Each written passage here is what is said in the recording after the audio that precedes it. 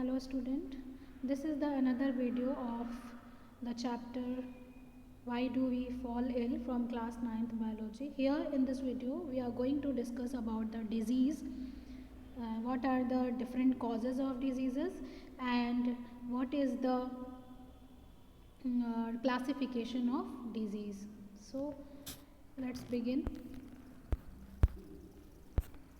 Before knowing the cause of disease, you must know about the sign and symptoms of a disease. So what is the sign and symptom of a disease? So if a disease happens in our body, we see some changes related to that disease, and that changes are abnormal and that changes make us uncomfortable. So that change show that something is going wrong in our body, means it indicates the disorder and any dysfunction in our body. So while seeing that changes, we get to know that we are suffering from a disease, or we are going to face some problem in our body.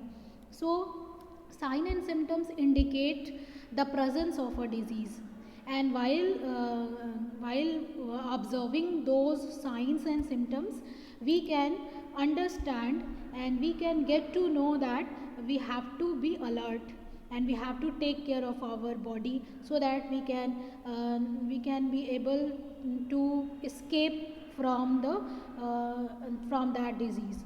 So the symptoms of a disease are the changes that make us feel unwell.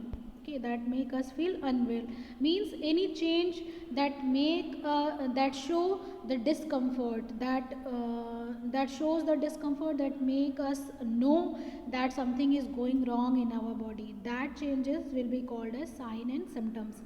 And like you can like you can say that we face headache. Okay, we face headache, we feel headache when something goes wrong in our body. Like if we have stress, so that and then we feel headache. If we have a disease named as meningitis, so we face the headache. So headache is the symptom which is showing that you have stress or you are having a disease or meningitis, but it is not confirmed that the presence of headache means it is stress or meningitis. It can be occur by different kind of diseases. So symptoms don't say us definitely that if headache is there, so this will be the disease. This is not so. They only make us understand, they only indicate that something wrong is going on in our body, and we have to be aware, we have to be conscious for that, and we have to take a step to avoid that disease. So symptoms make us know about the occurrence of disease, and by observing the symptoms and sign, we can understand, we can get to know what kind of problem we are facing, and by following those symptoms we can get the exact disease, and we can get to know about the exact disease, and we can treat that. Signs are little bit more definite indication than the symptoms, and that's why signs are important to observe while knowing about any disease. And physician get laboratory test like test of urine, stool, blood to check the blood pressure and temperature, weight, to detect a disease. For detecting a disease, different kind of laboratory test physician do to know about a particular disease. So this is the sign and symptom of a disease. Now we will talk about the cause of disease. A disease can be caused by several causes. There may be several causes of a disease. A single disease can be caused by different reasons. Like you can take the example here, a baby suffer from a loose motion. Okay, and we can say that this baby has a viral infection. Okay, due to some viral infection, the loose motion can occur in a baby. Now a question arises, where did the virus come from? Okay, from where the virus enter into the body of the baby? No. Now say the virus came through the unclean drinking water. Suppose this virus has come from the unclean drinking water, unhygienic drinking water. Further, another question arises here. The unclean drinking water was used by several babies. Okay, that unclean water is being used by the several babies, but why only this baby suffers from loose motion? Why only single baby is suffering from this loose motion? The answer may be that the baby is not healthy. Maybe previously the health of that baby is not good, so that's why that is suffering from a loose motion. Again, why is the baby not healthy? Why the baby is not healthy? It is not having a good health. The answer can be, perhaps it does not take proper nourishment. Maybe his diet is not good. He or she is not taking proper healthy diet, so the lack of good nourishment will be the reason of the disease. So why is the baby not getting well nourished? The answer may be his or her parents are poor and cannot afford the proper nourishment. So you can see here the causes of disease are so many, and that's why there is, it is said that there is three type of causes, have three type of causes. Okay, the first one is immediate or first level cause.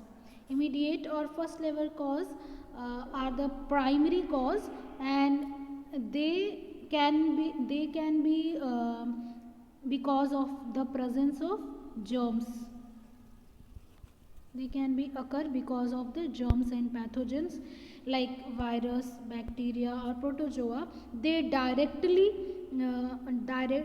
enter into the body of the persons, and they immediately cause the diseases. Like when any virus, dysenteric virus enter into a person, then that person will suffer with a dysentery. Okay, so second cause is contributory or second level cause. Second level cause is the contributory. It means it contributes into the occurrence of disease. It is indirectly related with the disease. It can be include lack of good nourishment. Okay, means if suppose there is a person and that person is not having good nourishment, that person is not able to take healthy diet on the daily basis, so that lackness of nourishment will cause several kind of disease in his or her body. So it contributes in the occurrence of a disease. So that's why it is called second level cause or contributory diseases. Like there is environment unclean environment is there, and that in unclean environment will will cause the occurrence of germs. The occurrence of germs. Unclean environment will be suitable for the presence of germs, and that unclean environment will indirectly it will become the reason for the occurrence of diseases. So that's why contributory disease, level cause are the second level cause which indirectly related to the occurrence of a disease. Like a genetic factor, you can take the example of genetic factor. If a person is having any abnormality in his genetic makeup, so that person can suffer with a disease. Now there is third level cause, and that third level cause is related to the uh, poverty and public services. Okay, public services.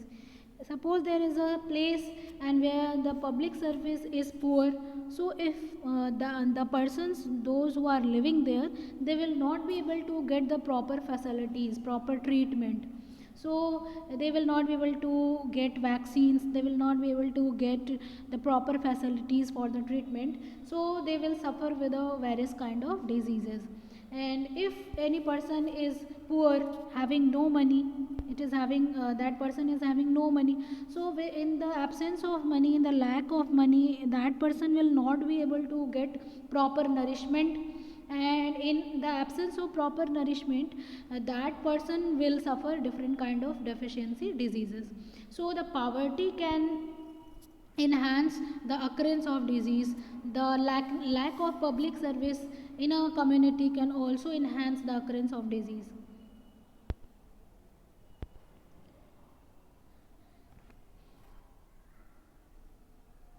Now you can see here, as a result of advance in public health, chemotherapy, antibiotics, and vector control, communicable diseases began to decline.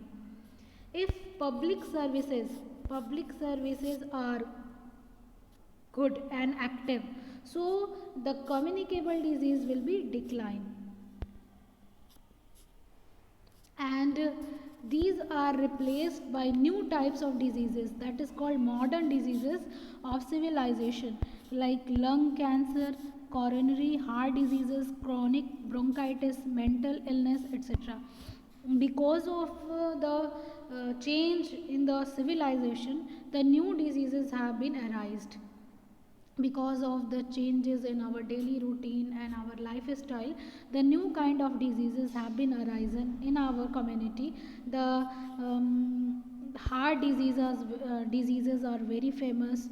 Diabetes, which is known as sugar, that is also very famous and very widely found in our community nowadays.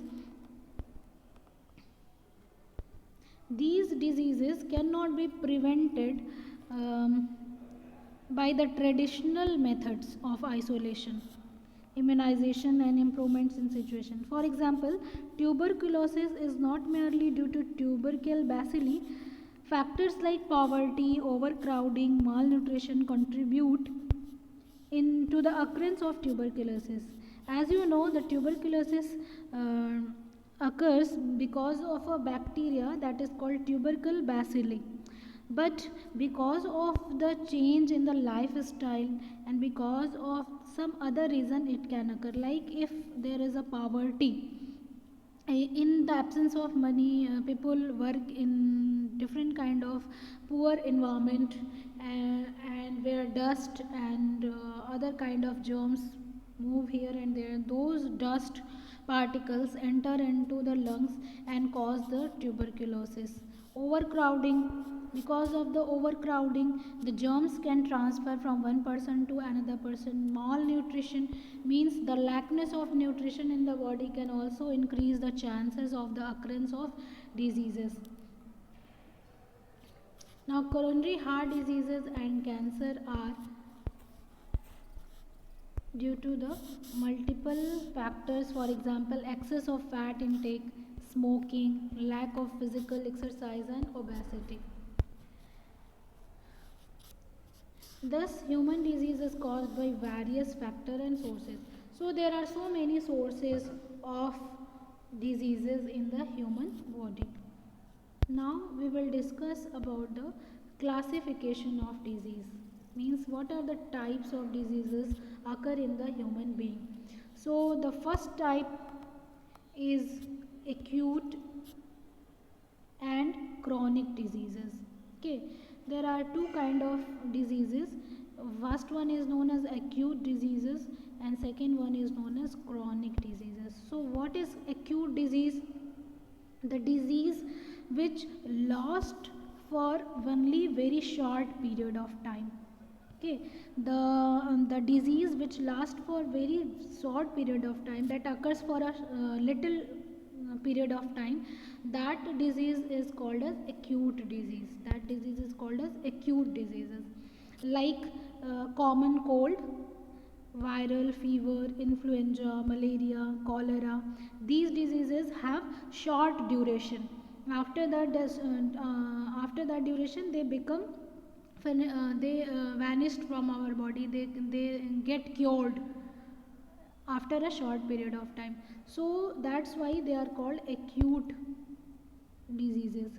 And there are some diseases which are long term, with symptoms lasting for months or year, even for a lifetime. Some diseases are there which persist for a longer duration, and their symptoms last for months or years or even for a lifetime. And that kind of diseases come into the category of chronic disease, like asthma, arthritis, tuberculosis, diabetes. These are the chronic diseases. They persist for a longer duration in our body, and they have a long term effect on our body. Now, there is a relation between chronic disease and poor health. There is a relation between the chronic disease and poor health. What is this relation? Acute and chronic diseases have different effects on our health.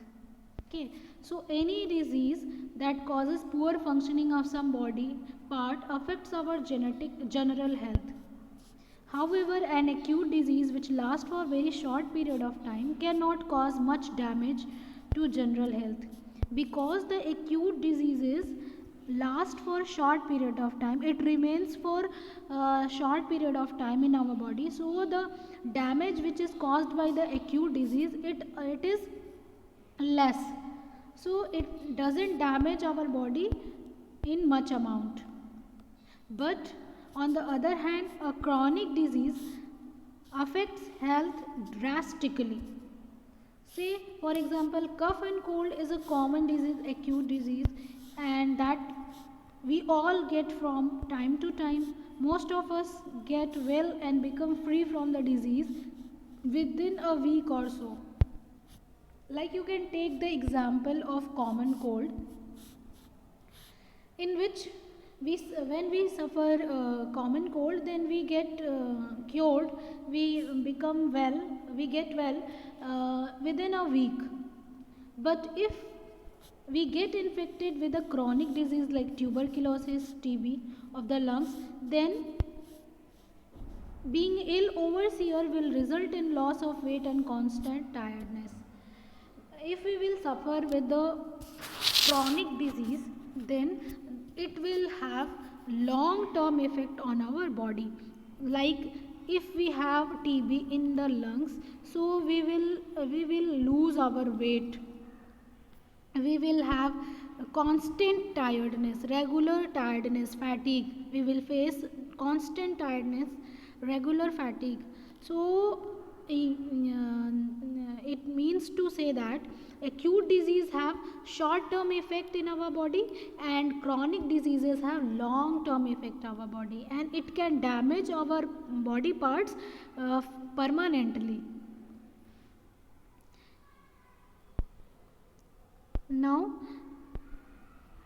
there are another type of disease, there is another category of disease, and that is congenital and acquired diseases.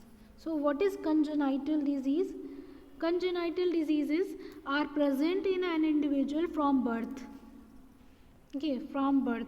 The disease which we have from the birth, that disease occurs due to the genetic abnormality. They occurs due to the genetic abnormality or any metabolic disorder or malfunctioning of any body organ, and these are permanent and they cannot be cured easily. And there is another very important thing in case of congenital disease, is that they are passed to the children from parents. This kind of disease pass from parents to the children, generation after generation. So this is very dangerous diseases which pass on from the parents to the children, from one generation to another generation, and they cannot be cured, they are not curable, you cannot cure it easily.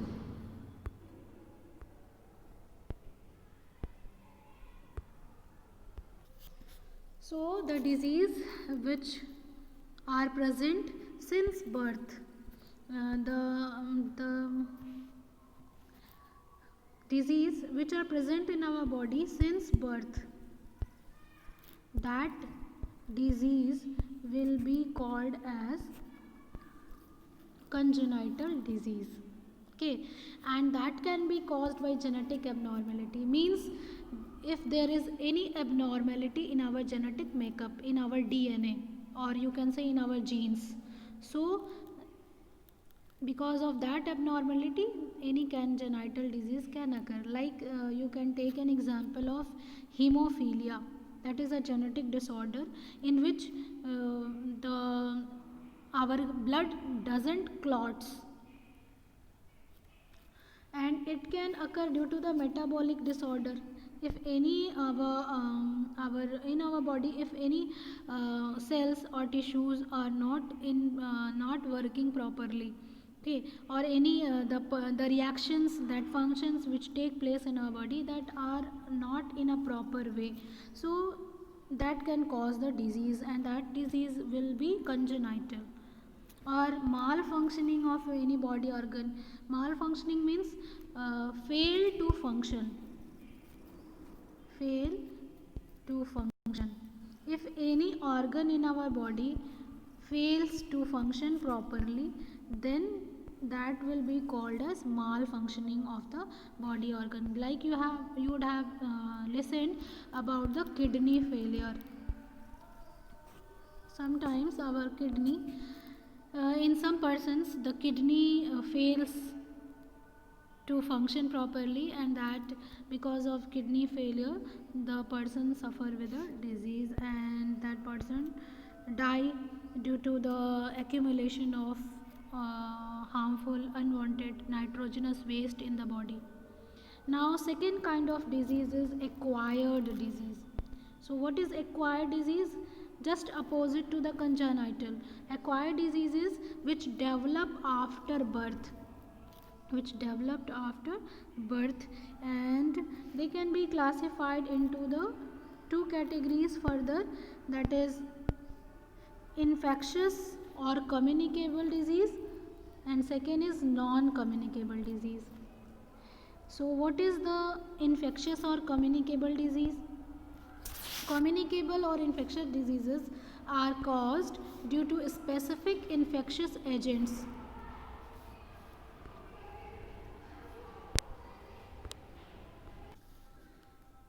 These agents are called as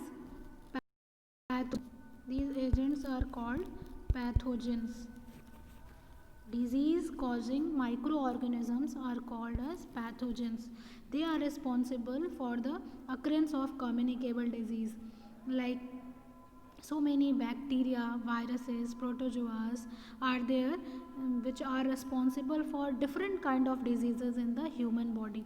So pathogens are the agents of communicable or infectious diseases, and they transmit from man to man or from the environment to the man.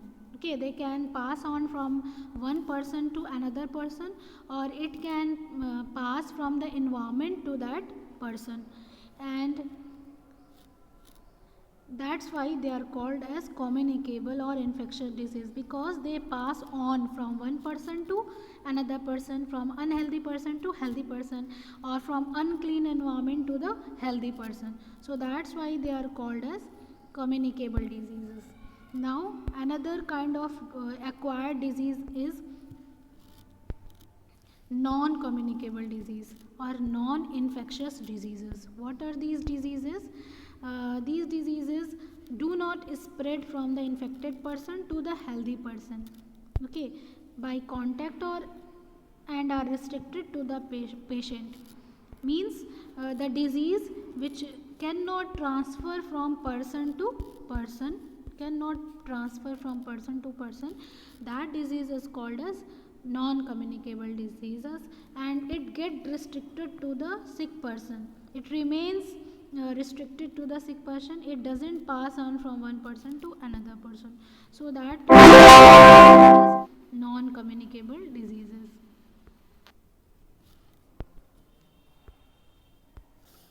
Like examples are diabetes, arthritis, cancer, heart diseases.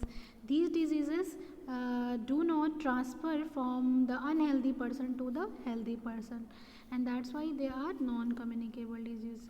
Communicable diseases, they get transferred from the unhealthy person to the healthy person. Okay, that's why they are called communicable diseases. Like you can take the example of malaria, malaria and dengue and chicken pox, very famous disease, chicken pox, that transfer from unhealthy person to healthy person. Like common cold, viral cold, common cold, this is the communicable disease.